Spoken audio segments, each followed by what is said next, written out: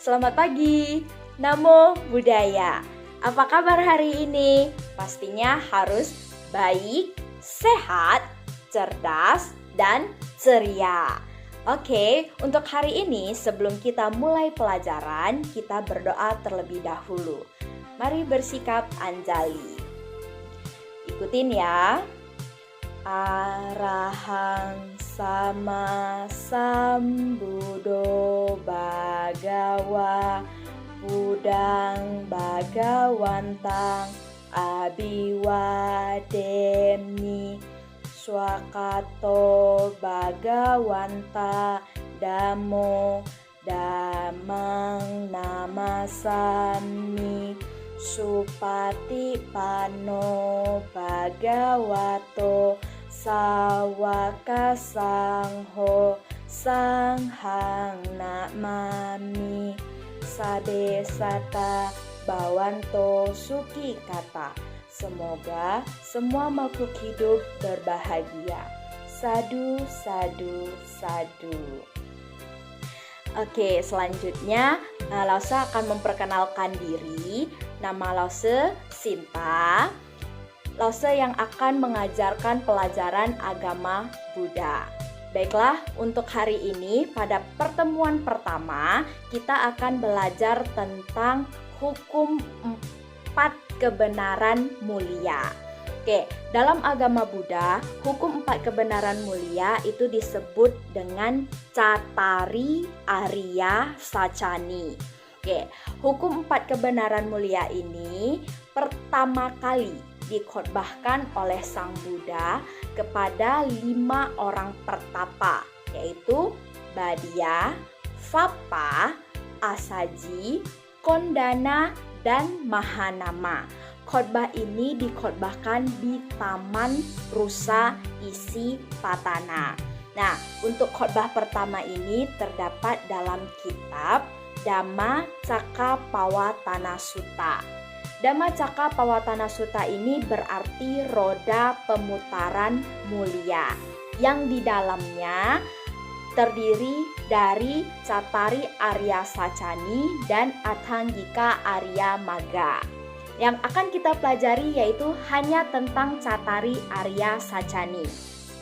Cattari Arya Sacani itu terdiri dari 4. Yang pertama dukkha, yang kedua sebab dukkha, yang ketiga lenyapnya dukkha, yang keempat jalan menuju lenyapnya dukkha.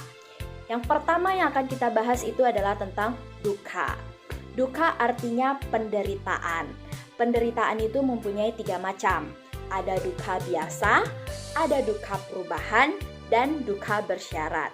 Kalau untuk yang dukkha biasa, itu contohnya seperti lahir, tua, sakit, dan meninggal. Untuk dukkha perubahan, itu contohnya seperti kaya dan miskin, cantik dan jelek, habis itu seperti senang dan sedih. Terus yang ketiga dukkha bersyarat, itu seperti segala sesuatu yang terdiri dari perpaduan unsur. Nah, unsurnya itu tanah, air, api, dan udara. Itu adalah bagian dari macam-macam dukkha. Yang kedua, bagian dari Cattari Arya Sacani yang kedua yaitu sebab dukkha. Sebab dukkha juga terdiri dari 3. Yang pertama kama tanha, yang kedua bawa tanha, yang ketiga wibawa tanha. Nah, kama tanha itu contohnya seperti hanya ingin makan yang enak, ingin menggunakan pakaian yang bagus. Terus kalau yang bawa tanha itu ingin menjadi orang yang terkenal, seperti artis ataupun presiden.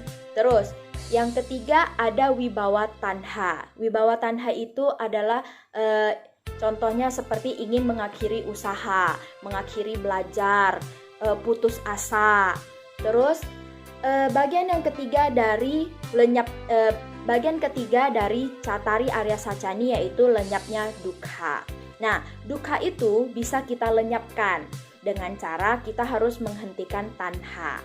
Tanha itu adalah nafsu keinginan. kalau berhasil melenyapkannya, kita bisa mencapai nibbana. Nibbana itu adalah suatu kebahagiaan yang sudah bebas dari segala macam penderitaan. Oke, bagaimana untuk mencapai nibbana? Itu adalah Cattari Arya Sacani yang keempat, yaitu jalan menuju lenyapnya dukkha. Itu dengan melakukan atau melaksanakan jalan mulia berunsur 8. Oke, jalan mulia berunsur 8 itu dibagi menjadi 3 kelompok. Kelompok yang pertama itu disebut dengan panna atau kebijaksanaan, yang terdiri dari pengertian benar dan pikiran benar.